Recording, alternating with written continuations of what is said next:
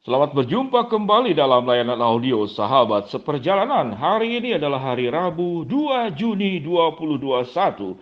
Tema renungan dan satu kita dengan judul Menjaga Kebersihan Hati. Menjaga kebersihan hati.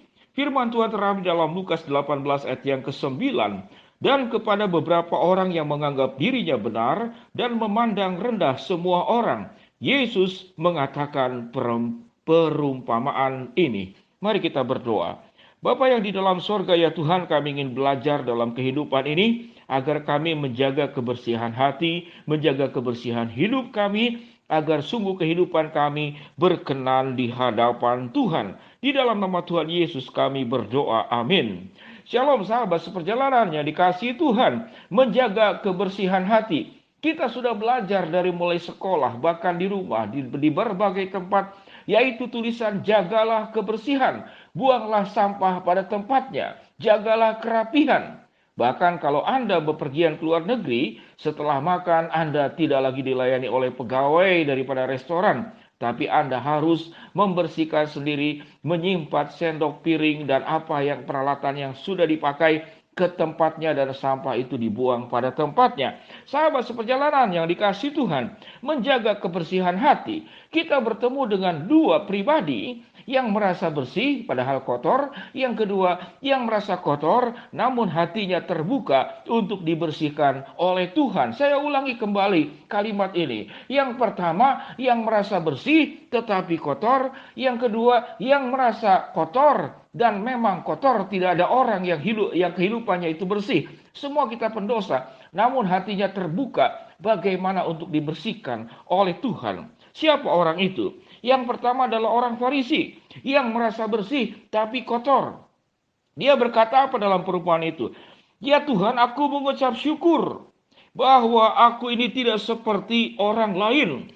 Aku bukan perampok, aku bukan orang lalim, aku bukan penjina, aku tidak sama seperti pemungut cukai. Nyindir kali ya, karena di sana ada pemungut cukai.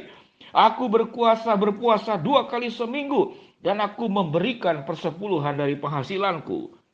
Bagaimana sahabat seperjalanan menyikapi ini? Inilah orang bersih, sangat sempurna, bukan? Apa yang dikatakan oleh di dalam firman Tuhan ini? Orang Farisi itu mengatakan, aku tidak sama seperti orang lain. Aku bukan perampok, aku bukan orang lain, aku bukan penjina, aku bukan pemungut cukai. Aku berpuasa 2 kali seminggu dan aku memberikan 1/10 dari penghasilanku. Apakah setuju dengan seluruh ciri-ciri ini? Dia tidak melakukan dosa. Namun Tuhan mengatakan justru pemungut cukailah yang merasa rendah dan ditinggikan. Justru orang Farisi lah yang merasa tinggi dan direndahkan. Itu yang dikatakan dalam ayat 14. Barang siapa yang meninggikan diri akan direndahkan, dan barang siapa yang merendahkan diri akan ditinggikan. Orang Farisi ini adalah orang yang merasa bersih namun kotor hatinya. Mengapa dikatakan kotor? Dia merasa layak di hadapan Allah dan kemudian dia memandang rendah siapapun, termasuk di dalam hal ini adalah pemungut cukai. Sehingga kebersihan hati tidak sama dengan Anda memberikan perpuluhan. Kebersihan hati tidak sama dengan Anda rajin berdoa. Kebersihan hati tidak sama dengan Anda bukan sebagai perampok, dan juga Anda kemudian tidak berbuat zina, dan Anda juga tidak memungut cukai. Kebersihan hati juga tidak sama dengan Anda rajin berpuasa. Apa yang Tuhan inginkan? Yaitu hati yang selalu mengakui bahwa kita ini pendosa, bahwa kita ini tidak layak. Tidak ada kita merasa lebih besar dari orang lain. Seluruhnya kita adalah buruk. Kita ini pendosa di hadapan Allah.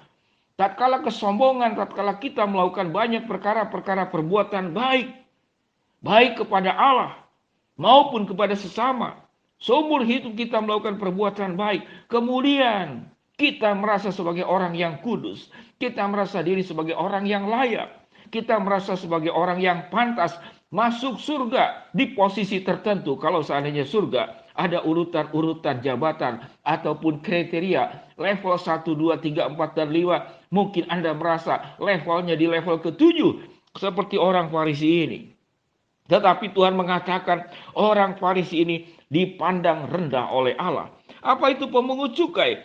Pemungut cukai itu berdiri jauh-jauh, tidak berani menengadah ke langit, karena langit adalah dianggap sebagai kehadiran Allah. Dia berdiri jauh-jauh dari bait Allah dan tidak berani menengadah ke langit. Dia memukul dirinya dan berkata kepada Tuhan, "Kasihanilah aku ya Tuhan, orang berdosa ini." Sahabat seperjalanan yang dikasihi Tuhan, sewaktu kita bisa membantu orang lain, belum tentu engkau lebih baik daripada orang yang dibantu. Sewaktu engkau lebih cerdas dari orang lain, belum tentu engkau itu lebih baik daripada orang yang kurang cerdas. Perbuatan baik kita tidak pernah meningkatkan derajat diri kita di hadapan Allah, kecuali hatimu yang diserahkan kepada Allah dan selalu di dalam dirimu engkau berkata, "Ya Tuhan, kasihanilah aku. Aku tidak berani menengadah ke langit. Terlalu besar Tuhan di hadapan kami. Terlalu kudus Tuhan itu di hadapan kami, orang berdosa."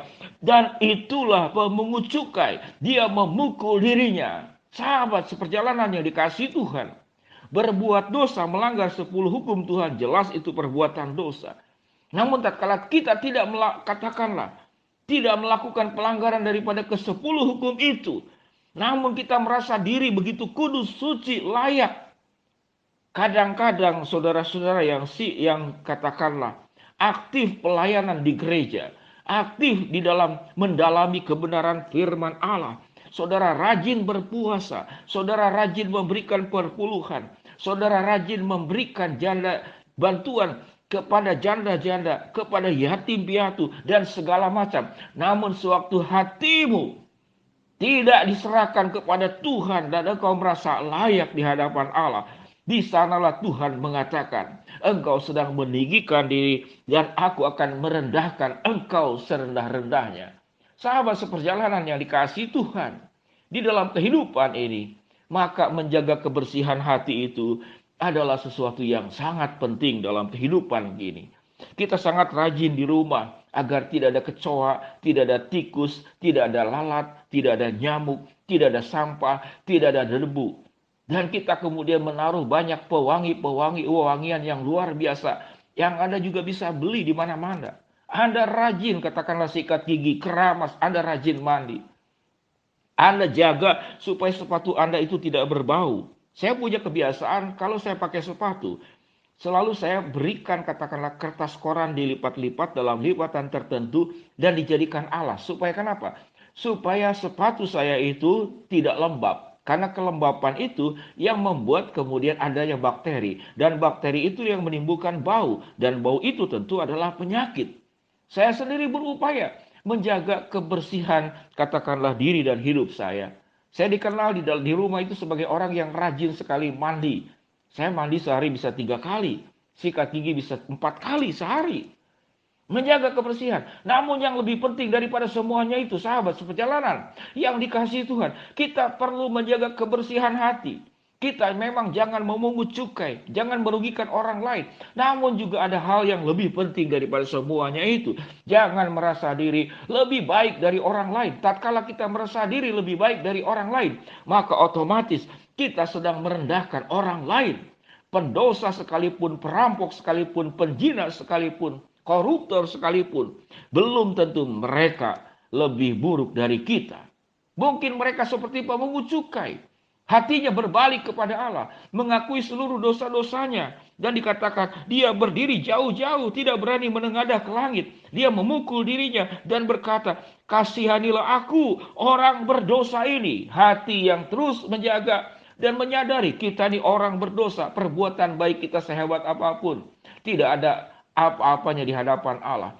Jagalah hatimu di dalam kebersihan, hatimu, pikiranmu, perasaanmu di dalam kebersihan hati, dan itu adalah persembahan yang indah di hadapan Tuhan. Mari kita berdoa.